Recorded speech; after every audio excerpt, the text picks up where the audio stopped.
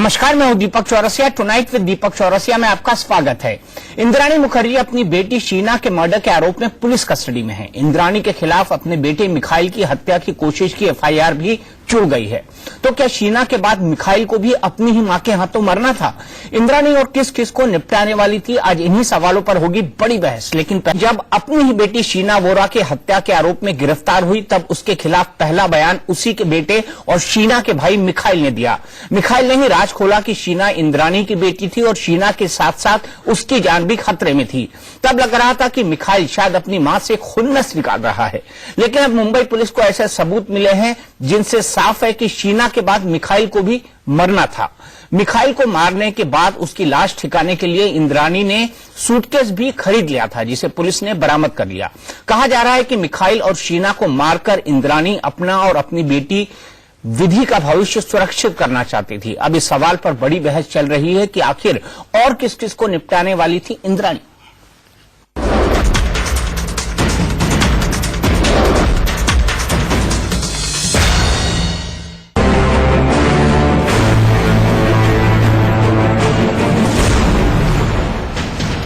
ये है मिखाइल बोरा, इंद्राणी मुखर्जी का बेटा और शीना बोरा का भाई। इंद्राणी मुखर्जी को जब पुलिस ने शीना की हत्या के आरोप में गिरफ्तार किया, तो सबसे पहले मिखाइल ने ही इंद्राणी के खतरनाक इरादों का पर्दाफाश किया था। I have some photographs which reveals that how were the relationship between these three guys. Police अभी शीना मर्डर केस की गुत्थी सुलझा पाती, उससे पहले ही मिखाइल बोरा ने खुलासा किया कि इंद्राणी उसे भी मारने का प्लान बना चुकी थी। And when I pressurized her, she wanted. There's also one more news which I'm getting right now. The next target is me for them. Why are you feeling threatened? Yes. Mumbai police ने Mikhail के बयान की पड़ताल शुरू की, तो खुलासा हुआ कि वाकई इंद्राणी की हिट लिस्ट में शीना के बाद अगला नंबर मिखाइल का ही था। सूत्रों के मुताबिक मिखाइल को मारने के लिए इंद्राणी ने उसके ड्रिंक्स में नशीला पदार्थ मिलाया था। उसने मिखाइल की सुपारी एक भाड़े के हत्यारे को दी थी और मिखाइल की लाश ठिकाने के लिए बड़ा सा सूटकेस भी खरीद लिया था। पुलिस ने इंद्राणी और पीटर मुखर्जी के घर से ये सूटकेस बरामद कर लिया है। इस खुलासे के बाद पुलिस ने इंद्राणी के खिलाफ मिखाइल की हत्या के प्रयास का केस भी दर्ज कर लिया है। अब बड़ा सवाल ये है कि आखिर इंद्राणी ने शीना और मिखाइल को मारने का प्लान क्यों बनाया और इस प्लान में उसका पूर्व पति संजीव खन्ना उसकी मदद करने को क्यों राजी हो गया। सूत्रों के मुताबिक शीना और मिखाइल को मारने की नौबत इसलिए आई क्योंकि इंद्राणी को लगता था कि शीना ने पहले पीटर मुखर्जी के बेटे राहुल को गुमराह किया और फिर वो पीटर को भी अपने झांसे में ले रही थी। इंद्राणी को लगता था कि शीना ने ही पीटर मुखर्जी को इंद्राणी की बेटी विधि के खिलाफ भड़काया था। पीटर मुखर्जी ने विधि के खर्च का हिसाब पूछना शुरू कर दिया था और इंद्राणी इसके लिए शीना को जिम्मेदार मानती थी। इंद्राणी को डर था कि शीना और मिखाइल उसका अतीत बेपर्दा कर सकते हैं।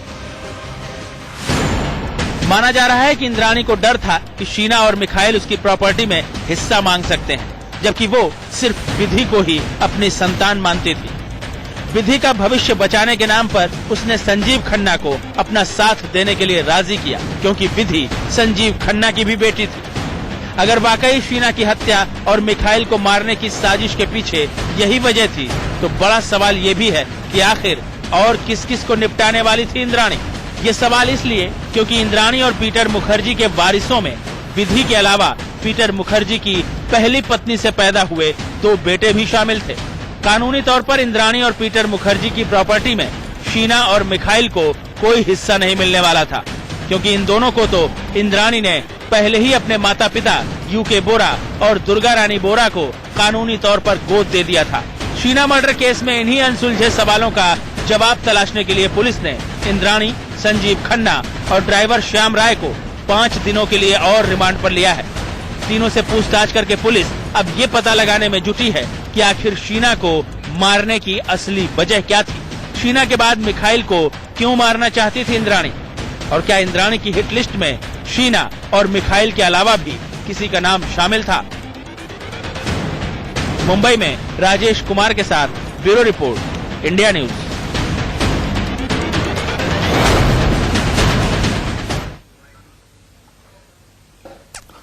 कितना शातिर दिमाग हो सकता है किसी का और कितना क्रिमिनली माइंडेड हो सकता है, क्रिमिनल माइंडेड हो सकता है, यह समझने वाली बात होगी। बेटी को मारा, बेटे को मारने की कोशिश की, क्या कोई मां ऐसा कर सकती है? और अगर किसी के मन में दूर दूर तक ये ख्याल आता है तो इस ख्याल का कारण क्या हो सकता है? क्योंकि पुलिस अभी भी साफ साफ नहीं पता लगा पाई है कि इस हत्या का मकसद क्या है, और इसको अभी भी तलाशने में जुटी हुई है।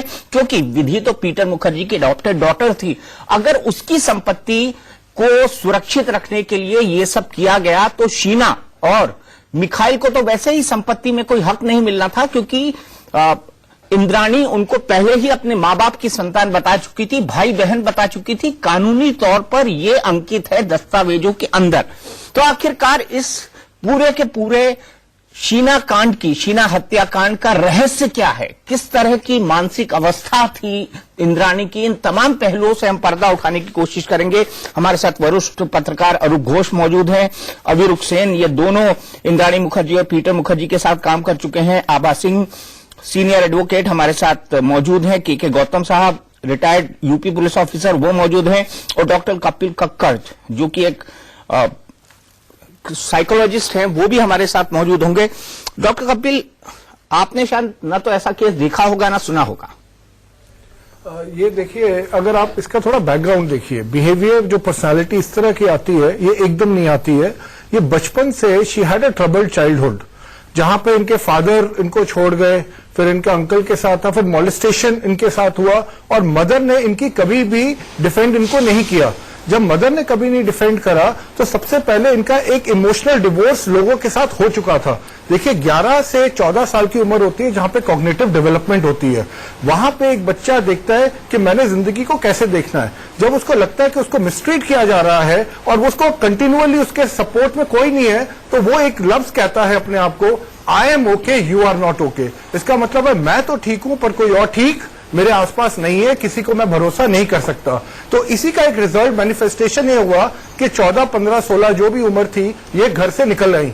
जब ये घर से भागी, इसके बाद जिंदगी इन्होंने खुद जीनी अपने टर्म से शुरू करी और इनको उसमें सफलता मिली। जब सफलता मिली तो वहां से इनका एक नया पर्सोना शुरू हुआ, और उसका बेस क्या था? उसका बेस था मैं तो ठीक हूं, कोई और ठीक नहीं है, इसका मतलब मैं लोगों को यूज एंड थ्रो कर सकती हूं, अगर मुझे सफलता मिल रही है सो व्हाई नॉट। तो वहां से इनका ये पूरी जर्नी शुरू होती है। तो कोई भी पर्सनालिटी जब ऐसे क्रिमिनल माइंड होती है वो एकदम 2, 4, 5, 6 साल में नहीं होती, उसका एक हमेशा एक इतिहास, एक हिस्ट्री हमेशा होगी, इतिहास और हिस्ट्री होगी। लेकिन अविरुक, आपने साथ काम किया है, क्या उनके इतिहास से आप वाकिफ थे? पीटर तो नहीं थे। जी देखिए दीपक जी, मैं ये पहले भी कह चुका हूं कि मेरा काम का पीरियड जो था वो 1 साल का था, और मेरा रिलेशनशिप जो था वो बिल्कुल जस्ट एम्प्लॉयर एम्प्लॉय का रिलेशनशिप था।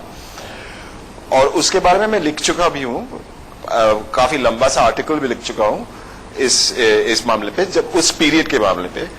But this has nothing to do with the investigation or the suspicions or the charges of the moment.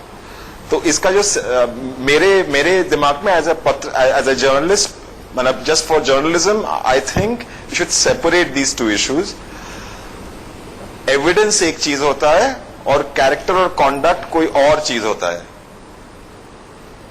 बिल्कुल, आपने कहा एविडेंस एक चीज होता है, लेकिन एक प्योर, एक ऐसे पत्रकार जिसने क्राइम रिपोर्टिंग की है, जिसने हर तरह की रिपोर्टिंग कर ली है, उस पर्सपेक्टिव से मैं आज आप जानना चाहूंगा इस केस ने आपको कितना चौंकाया? पत्रकार तो, क्राइम रिपोर्टिंग तो दीपक आप भी जानते हो, आप व्हेन वी स्टार्टेड आउट आप भी करते थे और मैं भी किया हूं। पर मेरा छोटा मोटा एक आधा प्रिंसिपल है, वो ये है कि मैं स्पेक्यूलेट नहीं करूंगा। मेरे को जो रिकॉर्ड पे आता है, कोर्ट में जो आता है, for me that is good enough. So क्योंकि स्पेक्यूलेशन पे क्या होता है, एक तो है इन्फ्लुएंस करते हैं आप for not just the investigation but you know public and even judiciary, ये बात सच है। तो उस I choose not to try and speculate, not even in this case.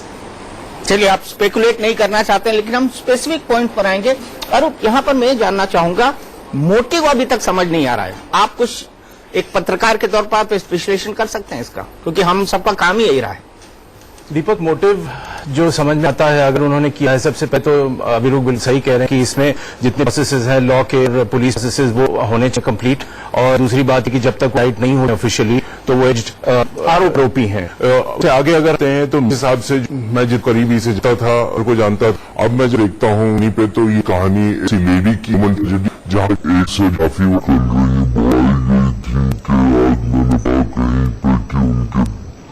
उनके पिताजी उनको बेल्ट से मारा करते थे जब वो बच्ची थी। लोग उनके चिल्लाने की आवाज गूंजती थी कॉलोनी में। तो कोई इस दौर से गुजरा है और 16 या 17 साल की उम्र में फिर उनकी प्रेगनेंसी हुई, अब वो कह रही हैं अनवांटेड है, उस पर कोई टिप्पणी नहीं कर सकता। लेकिन कोई इतने दौर से गुजर के आगे बढ़ने की कोशिश है तो वो बहुत कुछ रिस्क लेता है। She is a high risk taker जो उन्होंने लिया। कई लोगों से उनके आरोप यहाँ रोकूंगा, एक ऐसा रिस्क जिसमें आप अपनी बेटी को मार दें और बेटे को मारने की सुपारी दें, ये तो बहुत घिनौनी बात है, जाहिर सी बात है। और इस पे तो पुलिस तहकीकात कर ही रही है और हर दिन कुछ न कुछ नई परत खुल रही है। आज भी खुली है और जैसे वो फेंट हो गई थी, आज सुना बांद्रा हाईकोर्ट में, बांद्रा कोर्ट में, और वहां विधि भी थी, उन्होंने उनकी देखभाल की। तो अचंभे की तो बात है ही है ये। दीपक, शिवानी, आपको भी लगता है आरोप ने एक शब्द का इस्तेमाल किया, ह्यूमन ट्रेजेडी, क्या आपको वाकई ये ह्यूमन ट्रेजेडी लगती है या इससे आगे कुछ और है?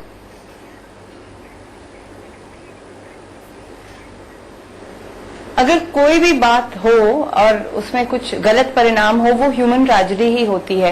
क्योंकि जब कोई गलत काम करता है उसके पीछे हमेशा कोई वजह होती है, और सबसे बड़ी वजह तो ये होती है अगर कोई दुखी हो तो वो दुख चाहे बचपन में हो, आगे जाके जिंदगी में हो, उस दुख का परिणाम होता है कि आप दूसरों को भी दुख देंगे।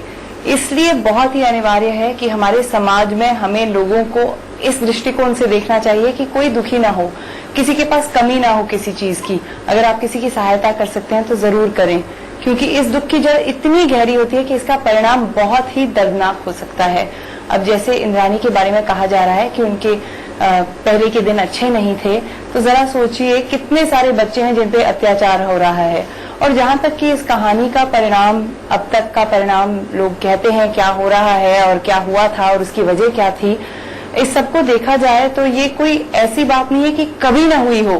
कहीं न कहीं इतिहास में किसी न किसी कहानी में इस कहानी के हिस्से दिखाई दिए जाएंगे आपको, और फिर उसे देख के हम इतने शौक क्यों हो रहे हैं? हमें शौक होना चाहिए जब हम छोटे छोटे कुकर्म देखें, छोटी छोटी बुरी बातें देखें, उनमें हमें शौक नहीं, तो बड़ी बुरी बात को नहीं देखना चाहिए। आसान है ना रोकना। आप ये कह रही हैं बड़ी बुरी बात को नहीं देखना चाहिए, बातें हैं इसमें नहीं। जी, आप ये कह रही हैं कि बड़ी बुरी बात को नहीं देखना चाहिए, छोटी छोटी बात को देख के ही बड़ी बात को रोकते होने से। लेकिन शिवानी, यहाँ पर मैं छोटी बातों पे रोक दोगे तो बड़ी बात बनेगी नहीं दीपक जी। क्राइम दो तरीके से होता है, एक होता है कोल्ड ब्लडेड, जिसमें आप लंबी प्लानिंग करें, स्काइप का इस्तेमाल किया, सूटकेस खरीदे गए, ओपेल ऑस्त्रा कार ली गई जिसको बेच दिया गया, कैन के अंदर पेट्रोल डलवाया गया। और दूसरा होता है फिट ऑफ रेज में, मैंने माना उनका एक ट्रबल चाइल्डहुड था, सब कुछ बातें थी, लेकिन ये तो सोचा समझा और वेल प्लान किया गया एक मर्डर था। क्या इसको भी डिफेंड किया जा सकता है? अभी आप ही के प्रोग्राम पे दूसरे स्पीकर कह रहे थे कि I would not like to speculate. अब देखिए, जिस तरह से हम लोग कुछ थोड़ी बहुत जानकारी पाके बहुत कुछ कह जाते हैं, इसका जो प्रभाव होता है पूरी सोसाइटी पर, और जो निश्चय कर रहे होते हैं बेगुनाही या गुनहगारी की, उन पर भी होता है। तो मैं इतनी क्वालिफाइड नहीं हूं, ना ही मैं इतना कुछ जानती हूं कि मैं अपना दृष्टिकोण इस पर दूं। मैं तो सिर्फ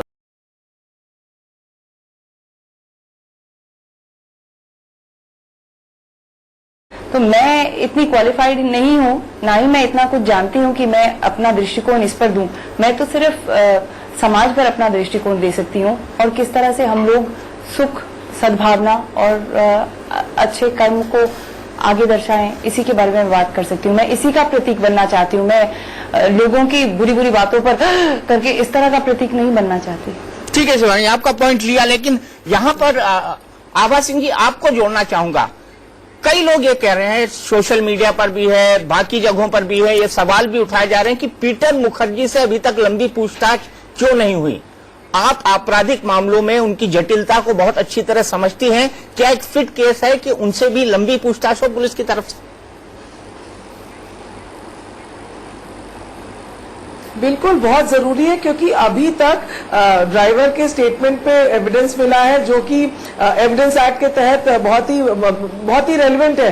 लेकिन इसमें पीटर मुखर्जी का जो स्टेटमेंट है, पहले वो कहते हैं कि शीना उनकी पत्नी की बहन थी, बाद में कहते हैं कि वो शायद उनको मालूम था वो बेटी है, तो वो कोऑपरेट नहीं कर रहे और अभी तक इस मर्डर का मोटिव नहीं पता चला है कि मोटिव क्या था, और ये मोटिव के तार पीटर मुखर्जी से जुड़े हुए हैं। जब तक उनका कस्टोडियल इंटरोगेशन नहीं होगा और तब तक सच्चाई तक पहुंचना थोड़ा सा जटिल है, और मुझे लगता है इसीलिए पुलिस ने अभी कस्टडी बढ़ाई है। और ये कहना कि इंद्रानी का चाइल्डहुड डिफेक्ट वो था, सैड था और ट्रेजेडी है, मैं कहूंगी कि वो एक बहुत शातिर क्रिमिनल माइंड है जिसने बड़े कोल्ड ब्लडेड वे में, प्रीमीडिएटेड वे में मर्डर किया है, और आज जो है कोर्ट में वकीलों के डायरेक्शन में झूठ बोल रही कि पुलिस उनको 3rd डिग्री यूज कर रही है। और मुझे लगता है कि ये इनके सख्त से सख्त कार्रवाई, एक फुल प्रूफ इन्वेस्टिगेशन जरूरी है, क्योंकि जिस तरह पीटर मुखर्जी और इंद्रानी मुखर्जी कनेक्टेड है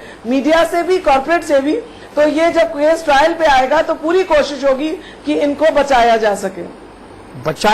डॉक्टर कक्कड़, यहाँ पर जो सबसे महत्वपूर्ण बात आती है, अगर इस तरह के केस को आप स्टडी करें, कोल्ड ब्लडेड मर्डर हम पहले ही कह रहे हैं कि अगर इसको किसी तरह से डिफाइन किया जाएगा तो ये कोल्ड ब्लडेड मर्डर है, इसमें फिट ऑफ रेज कुछ नहीं है, एकाएक कोई उत्तेजना कुछ नहीं है। बिल्कुल इसके पीछे अरूप का भी ध्यान मैं इस तरह से दिलाना चाहूंगा कि भाई जब उनकी एक ट्रबल्ड मैरिड लाइफ थी, जब वो एक घर से दूसरे घर जंप कर रही थी, अगर उस टाइम पे वो कुछ कर देती तो समझ आता। अब वो फाइनेंशियली वेल सेटल्ड थी, अब वो फैमिली वाइज वेल सेटल्ड थी, अब वो उनकी जो बेटी थी विधि, उसको बकायदा पीटर मुखर्जी ने एडॉप्ट कर लिया था। शीना और मिखाइल जो है वो दोनों उनके भाई बहन बन के रह रहे थे।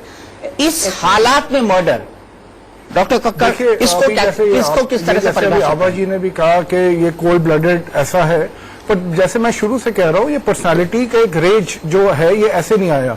30 साल की इनकी एक पर्सनालिटी है, तो 14 साल की उम्र से इन्होंने जब घर से बाहर निकली, इन्होंने तरह तरह की चीजें एक्सपीरियंस करी और उसमें इनको एक सक्सेस मिली। अब जो एक्सपीरियंस इन्होंने करी, this was out of manipulation, this was out of insecurity, this was out of drama. तो जब इस तरह की चीजें, इन्होंने एक हस्बैंड को छोड़ा, फिर दूसरे से शादी करी, इनको ये तक नहीं बताया मेरे 5 रिलेशनशिप थे, so she was a kind of a congenital liar जो ये बन चुकी थी। और जब ये ऐसा, जब आदमी बन जाता है तो उसकी पर्सनालिटी ऐसे निकलना बहुत स्वाभाविक है। दूसरी चीज जो मैं कहना चाहूंगा कि जो आप कह रहे हैं कि एक मदर अपनी बच्चों को कैसे मार सकती है, एक साइकोलॉजी में एक बात कही जाती है, a parent will always rear the child as they were reared by their parents. एक पेरेंट हमेशा अपने बच्चे को वैसे पालेगा जैसे उनको उनके पेरेंट्स ने पाला। अगर आप देखिए, जिस लेडी का अपनी मदर के साथ इतना बड़ा डिस्कनेक्ट था, जिसकी मदर कभी उसके सपोर्ट पे नहीं आई, तो वही चीज कहीं ना कहीं डाउनलोड होती है कि इनका बस इनका ये डिफरेंस था कि इन्होंने अपनी मदर इनके साथ में नहीं आई, पर इन्होंने अपने बच्चे को मारने की कोशिश करी। दूसरा, मैं एक और चीज कहना चाहूंगा, ऑब्वियसली स्पेकुलेट नहीं करना चाहिए जैसे सब कह रहे हैं, पर जो इनकी 3rd बेटी है जिनके लिए ये सब कह रहे हैं कि ये सब हुआ, मैं इस थ्योरी को नहीं मानता। मैं ये मानता हूं अगर 2 बच्चों के ये मर्डर करने के था तो for me the 3rd child was being used, क्योंकि इनको जो खन्ना, जो इनके हस्बैंड थे, एक्स हस्बैंड, उनको ये यूज करना चाहती थी, उनका वीक पॉइंट था उनकी बेटी। सो she was a negotiator, she bought everything in life, दूसरे को नेगोशिएट करते हुए, उनकी वीकनेसेस देखते हुए, और ये इनकी थ्योरी उस हिसाब से जिंदगी में आगे चली है, ऐसा मैं इसको देखता हूं। गौतम साहब, आपके पास जाऊं उससे पहले मैं संवाददाता राजेश के पास चलता हूं, उनके पास इन्वेस्टिगेशन से जुड़ा हुआ कुछ नया अपडेट है। राजेश, क्या खबर निकल कर आ रही है इस वक्त इस पूरे केस के इन्वेस्टिगेशन के बारे में? देखिए, ऐसे कयास लगाए जा रहे हैं दीपक जी की थोड़ी देर बाद राकेश मारिया प्रेस कॉन्फ्रेंस कर सकते हैं और अहम जानकारी इस केस के बारे में दे सकते हैं। कोर्ट में आज बहुत कुछ अहम जानकारियां सामने आई।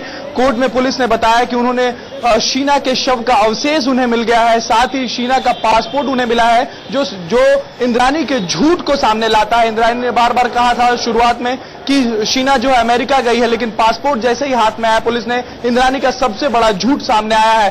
तो अब करीब करीब पुलिस का कहना है कि उन्हें उनके सामने मोटिव सामने आ रहा है, लेकिन एग्जैक्ट मोटिव के लिए आज उन्होंने रिमांड में मांग की, जिसके बाद मजिस्ट्रेट ने उन्हें रिमांड दिया है। 5 सितंबर तक रिमांड दिया गया है। सबसे अहम बात, जो इंद्राणी के वकील थे उन्होंने मांग की थी कि इन्हें घर का खाना दिया जाए। पुलिस ने साफ कहा कि इंद्राणी के भी जान को खतरा हो सकता है, उनके खाने में जहर मिला के उन्हें दिया जाए, इसलिए वो इसका विरोध करते हैं और मजिस्ट्रेट ने बात माना है। इंद्राणी को घर का खाना नहीं मिलेगा, पुलिस थाने में जो उन्हें खाना दिया जाएगा वही मिलेगा। राकेश मारिया पुलिस थाने में मौजूद है। हर रोज यहां पे मुंबई पुलिस कमिश्नर खुद 4 बड़े अधिकारियों के साथ बैठते हैं और तकरीबन 8 से 10 घंटे तीनों आरोपियों से पूछताछ करते हैं। साथ ही राहुल, जो इस केस में गवाह बनाया जा सकता है, मिखाइल, उन सब से भी राकेश मारिया ने खुद पूछताछ की है।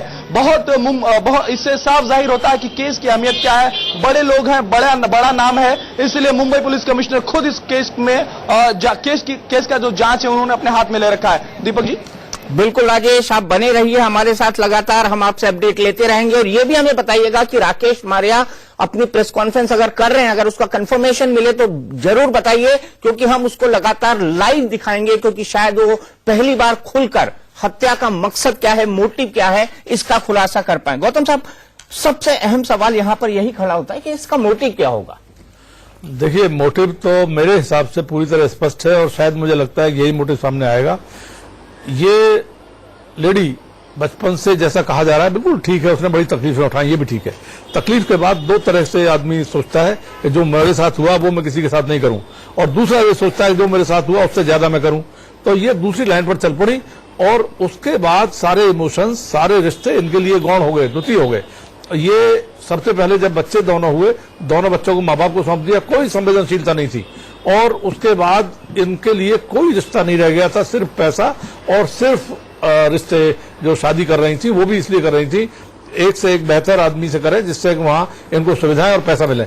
अब मोटिव जो सामने मैं जो एहसास करता हूं वो ये है कि इन्होंने इतनी मेहनत, दिक्कत से सफलता पाई, और वो सफलता शीना की वजह से इनके हाथ से खिसक रही थी। उसके राहुल से रिश्ते हो गए थे, राहुल को पीटर साहब बहुत प्यार करते थे, राहुल ही खासतौर से दोनों बेटे, और उनमें भी राहुल सारी प्रॉपर्टी का मालिक की तरह सामने आ रहा था।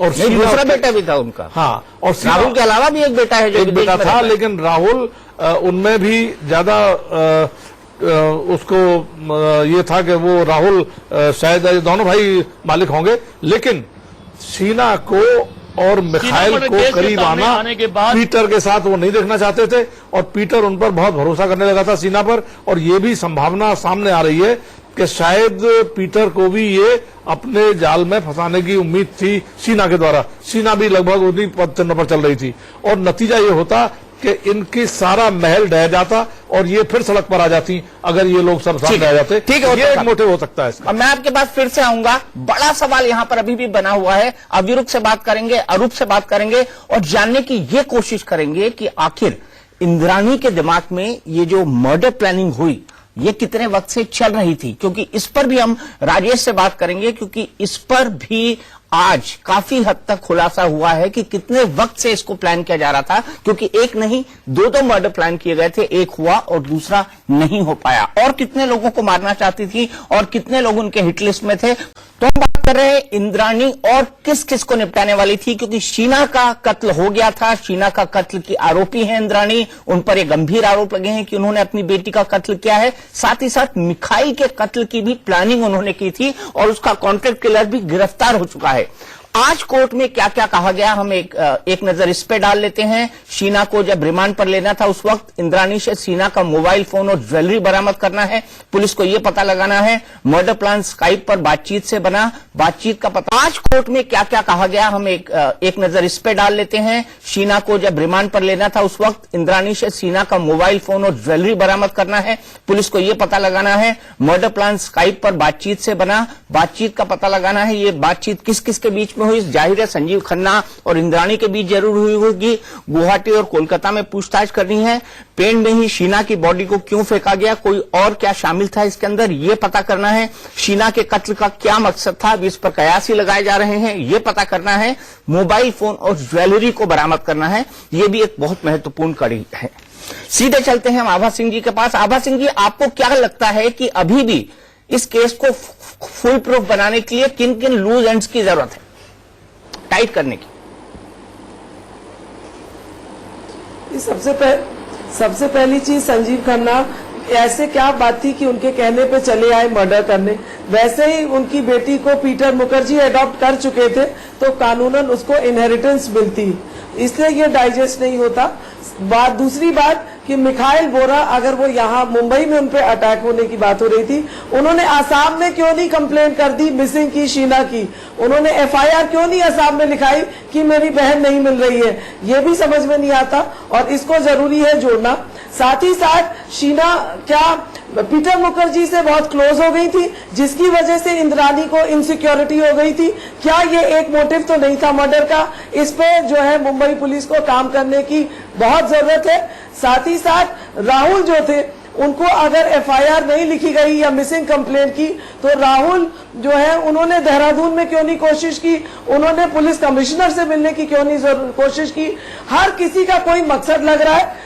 मुंबई पुलिस को इसमें बहुत सिस्टमैटिकली काम करना पड़ेगा क्योंकि इसमें पैसा है, मीडिया का ग्लैमर है, पॉलिटिकल कनेक्शंस होंगे और इन सब के प्रेशर में मुंबई पुलिस को तह तक पहुंचना है। और इंद्राणी मुखर्जी एक बहुत ही शातिर, एम्बिशियस, क्रिमिनल माइंड की औरत है जिसने हर चीज को यूज किया है सिर्फ एक मकसद पाने के लिए।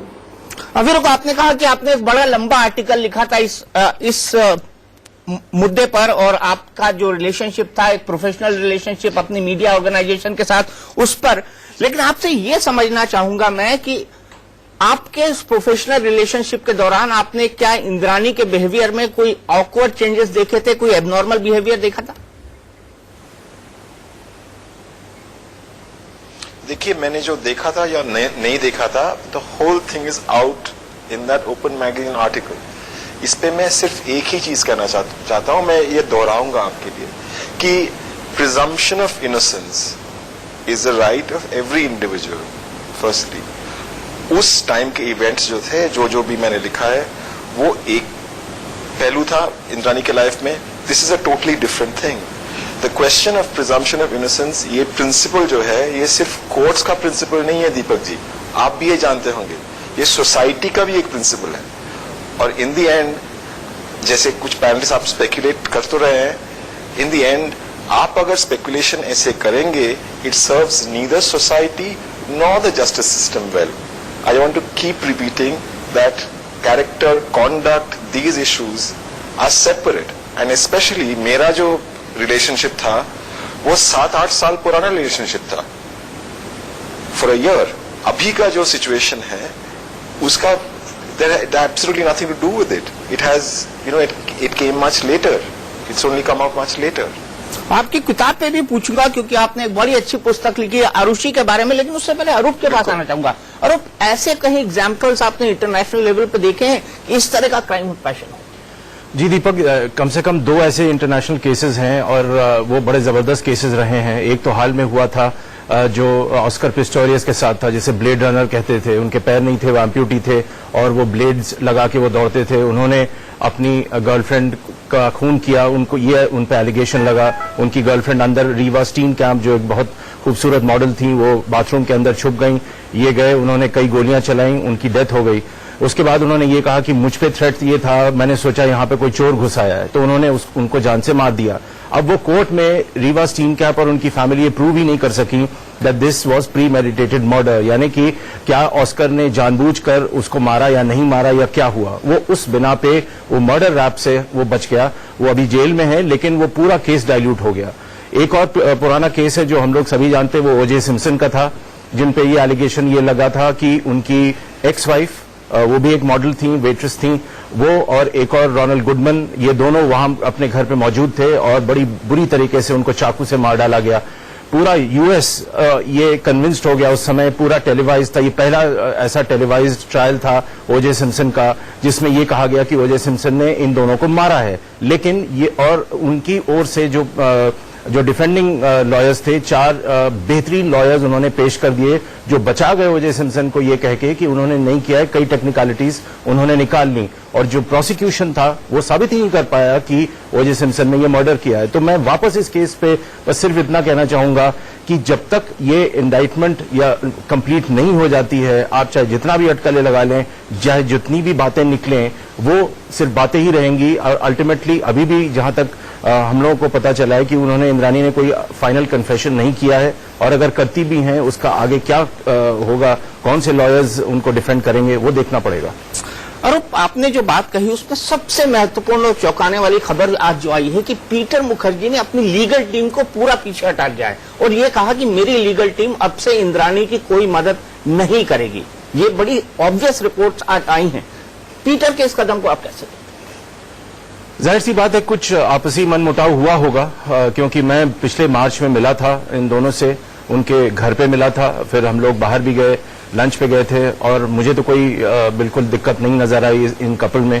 तो मेरे लिए बहुत ही बड़ा अचंभा था, जिसे कहते हैं बम फूट गया, जब मुझे रात को पता चला उस रात को कि ऐसा हुआ है। अब पीटर अगर वो पीछे हटे हैं तो उनके सामने जरूर कुछ बातें पेश हुई होंगी, उनको लग रहा होगा कि शायद ये मामला जरूरत से ज्यादा संजीदा है, जरूरत से ज्यादा पेचीदा है, और बेहतर होगा कि वो पीछे हट जाएं। और इंद्राणी अब जिसे कहते हैं अंग्रेजी में, you basically cut her loose. So now if he is cut her loose, फिर ये देखना होगा कि इंद्राणी कैसे रिटेलिएट करती है। गौतम साहब, 3 पुलिस थानों ने इस केस को गड़बड़ किया। एक तो पेन ने किया, जहां पर इनिशियल लाश मिली थी और लाश के बारे में उन्होंने कोई एफआईआर ही नहीं दर्ज की। दूसरी खार पुलिस स्टेशन ने किया, क्योंकि खार में राहुल जो मुखर्जी थे वो शिकायत लिखाने गए थे शीना की मिसिंग की। फिर घाटकोपर पुलिस ने किया, घाटकोपर एक और पुलिस ने किया, वर्ली पुलिस ने किया, जो पीटर मुखर्जी के घर के आसपास के दायरे में था। क्राइम का जुरिडिक्शन ये नहीं बैठता है। बड़ा सवाल यहाँ पर ये उठता है कि पुलिस की भूमिका भी क्या संदेह में आती है इस पूरे केस में? देखिए, पुलिस अगर शुरू से ही इस जोर से और इस सिंसियरिटी से काम करती जो अब कर रही है, तो शायद चीजें बदल गई होती और पहले ही ये सब खुलासे हो गए होते, और हो सकता है अगर शुरुआत में लगते तो ये शायद शीना का मर्डर भी बच गया होता। लेकिन पुलिस शुरू से सिंसियर नहीं थी, और जैसा कि आमतौर से थानों में देखा गया है कि जब वो नीचे स्तर पर, बहुत नीचे स्तर पर वो एप्लीकेशन आती है और अगर एसएचओ भी न उसको देख पाए तो वो यही हालात होते हैं। तो इसके लिए मैं मानता हूं कि पुलिस की बहुत जबरदस्त लापरवाही और गैर जिम्मेदारी की बात रही है शुरुआत में। लेकिन अभी एक पॉइंट यह आया था कि सबूतों का क्या होगा, यानी क्या, तो मैं समझता हूं कि अब पुलिस को क्या करना चाहिए। आप पूछ रहे थे, पुलिस को इंद्राणी को लेके जो बाकी, इंद्राणी ने कन्फेशन किया है, कन्फेशन पूरा ये नहीं किया लेकिन बहुत सारी चीजें कन्फेस कर ली हैं। अगर कोई पार्ट भी कन्फेस किया गया है तो वो कोर्ट में जरूर एडमिसिबल नहीं है, लेकिन उसके आधार पर जो और चीजें बरामद की जा रही हैं, उसका सामान बरामद करने की कोशिश हो रही है, या बॉडी के कोई और पार्ट रह गए हैं, या कोई कपड़ा रह गया है, तो वहां जाके इंद्राणी से ही लीड करा के उसको बरामद कराएंगे तो इंद्राणी उसमें सजा निश्चित रूप से पा जाएंगी। तो एक तो ये ख्याल रखना है पुलिस को। दूसरा ये ख्याल रखना है कि जो छोटी छोटी कड़ियां हैं उनको जोड़ने में कोई कमी नहीं रहना चाहिए, वरना वो कहानी पूरी नहीं हो पाएगी। तीसरा मेरी रिक्वेस्ट ये है कि इन्वेस्टिगेशन जो शुरू हो गया है, जिस दिन एफआईआर लिखी गई है उस दिन के 90 डेज के अंदर चार्जशीट जानी चाहिए, वरना ये सब बेल आउट हो जाएंगे, क्योंकि डायरेक्ट एविडेंस नहीं है, केवल इलेक्ट्रॉनिक एविडेंस से जो कॉल डिटेल्स हैं वो बहुत अच्छे एविडेंस हैं। खन्ना का यहाँ तक आना और ये डीएनए टेस्ट का जहां तक सवाल है वो बहुत अच्छा एविडेंस आएगा, और मेरा भरोसा है कि ये कयास लगाए जा रहे हैं, कहीं ऐसा तो नहीं है कि खोपड़ी शीना की ना हो या ये पार्ट्स शीना के नहीं हो, लेकिन निश्चित रूप से इसलिए होंगे कि ड्राइवर ने आगे जाके बताया है कि यहाँ उसको जलाया गया था। ये कोई पुलिस को ख्याल नहीं आया। ये दफे 27 एविडेंस एक्ट के अंतर्गत मान्य है कि ड्राइवर कन्फेशन करे और फिर ले जाके मौके पर चीजों को बरामद कराए, तो इसलिए निश्चित रूप से एविडेंस बहुत अच्छा है, इसमें जरूर सजा होगी। लेकिन इन चीजों में कोई लापरवाही न हो किसी भी तरह की। जैसे लेबोरेटरी में जांच हो रही है, लेबोरेटरी में वरिष्ठ अधिकारी जाने चाहिए जो अपनी मौजूदगी में जांच कराएं, वहां कोई गलती न हो जाए। तो ये बहुत सारे सबूत है, कई सारे सबूत है, लेकिन कितने पुख्ता हैं और क्या होगा इस केस में आगे? राकेश मारिया की प्रेस कॉन्फ्रेंस हो सकती है थोड़ी देर में, उस पर भी हम आपको लाइव ले चलेंगे। लेकिन खन्ना ने मदद क्यों की इंद्राणी मुखर्जी की? पूर्व पति थे, क्यों उनके साथ टच में थी पीटर से शादी होने के बाद? क्यों वो शीना का कत्ल करने को राजी हुए? क्यों मिखाइल के साथ मिलकर उन्होंने प्लॉट बनाया? ये अभी तक किसी को समझ नहीं आ रहा है कि आखिरकार उनका रोल क्या है। उनका पहला पति मिस्टर दास, सिद्धार्थ दास, उसके बारे में कहा जा रहा है कि वो बांग्लादेश भाग गया और वो बकायदा इंद्राणी को ब्लैकमेल करता था उनकी पुरानी हिस्ट्री खोल देने के बारे में। उसका क्या रोल है, इसको भी अभी समझना बाकी है। विधि को लेकर क्या उलझने हैं, क्या वाकई प्रॉपर्टी का एंगल है या किसी तरह की और वित्तीय अनियमितता या वित्तीय लाभ इससे जुड़े हुए हैं, फाइनेंशियल बेनिफिट्स, वो भी पता लगाने की बेहद जरूरत है। लेकिन यहां पे जो सबसे बड़ा सवाल है, जो सीख समाज को लेनी चाहिए कि रिश्तों की बड़ी हुई उलझी कहानी है। शिवानी, यहां आपसे जानना चाहूंगा कि इतनी ज्यादा रिश्तों की उलझी हुई कहानी क्या आपने देखी है? शिवानी जी से हमारा संपर्क टूट गया है। यही सवाल मैं आभा जी से पूछूंगा। आभा जी, रिश्तों की इतनी उलझी हुई कहानी।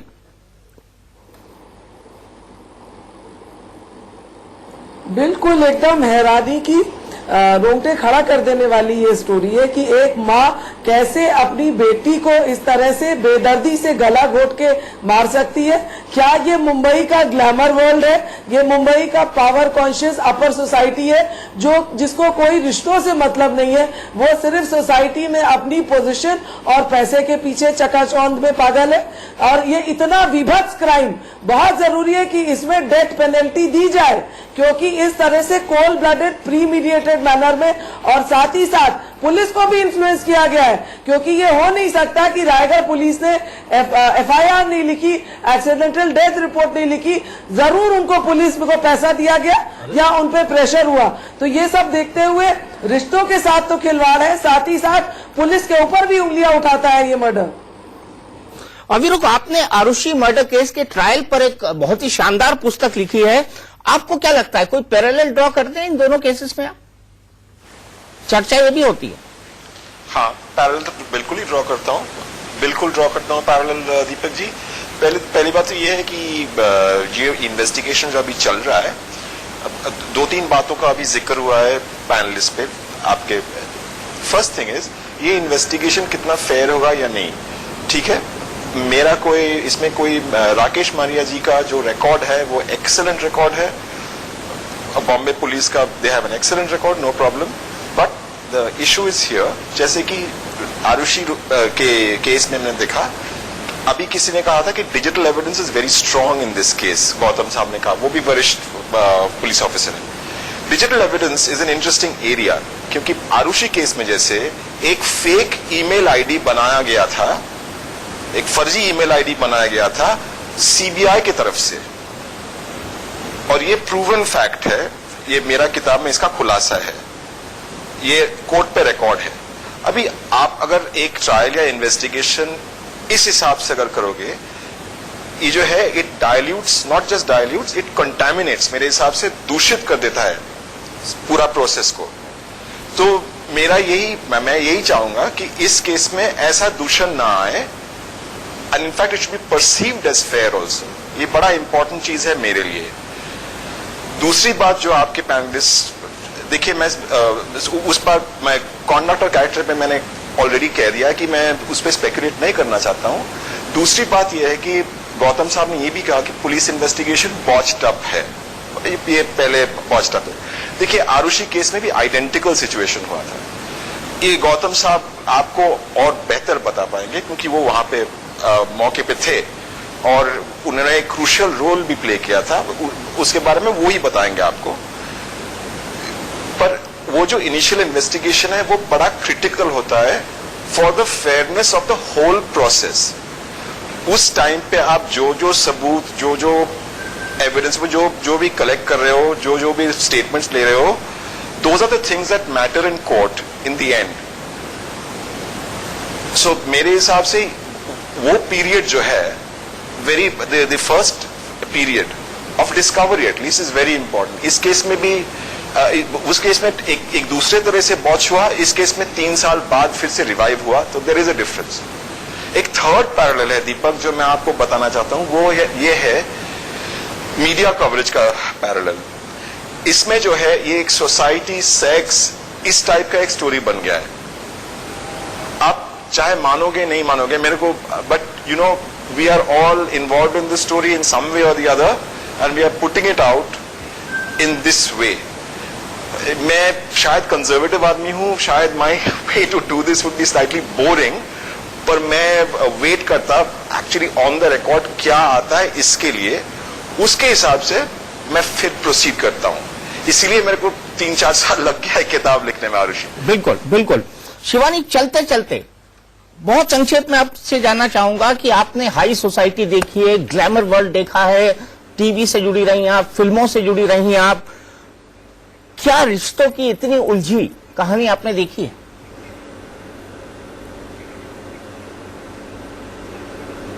व्यक्तिगत रूप से तो दीपक जी मुझे यही लगता है कि अब जब आप किसी से मिलते हैं, उनके बारे में क्या सोचते हैं, पढ़े लिखे हैं, सुशील स्वभाव के हैं, अच्छी बातें करते हैं, दुनिया देख चुके हैं, अच्छे काम कर चुके हैं, और फिर अचानक लगता है कि इन्हीं लोगों में से कुछ ऐसी कहानियां उभर के आती हैं, तो एक तरफ से ये भावना जरूर जागृत होती है कि अब जब किसी को भी देखें तो उनके पीछे की कहानी क्या है इसका अनुमान नहीं किया लगाया जा सकता, और तो ये बात हमेशा इंसान के दिमाग में पीछे चलती रहेगी जब ऐसी बातें उभर के आएंगी। ये है व्यक्तिगत रूप से इस कहानी को सुनकर मेरा रिएक्शन। लेकिन इसके बावजूद जो कि पब्लिक रिएक्शन होता है और जो मीडिया ट्रायल होता है, इसे देख के इंसान को लगता है, जैसे कि आपके दूसरे पैनलिस्ट कह रहे थे, इनोसेंट अंटिल प्रूवन गिल्टी, ये बहुत अनिवार्य है। आभा जी कह रही थी डेथ पेनल्टी दी जानी चाहिए। अरे भाई, अगर हम ही जज बन जाए, हम ही जूरी बन जाए, हम ही वकील बन जाए, हम ही पुलिस बन जाए, तो फिर बाकी लोगों का योगदान क्या हुआ?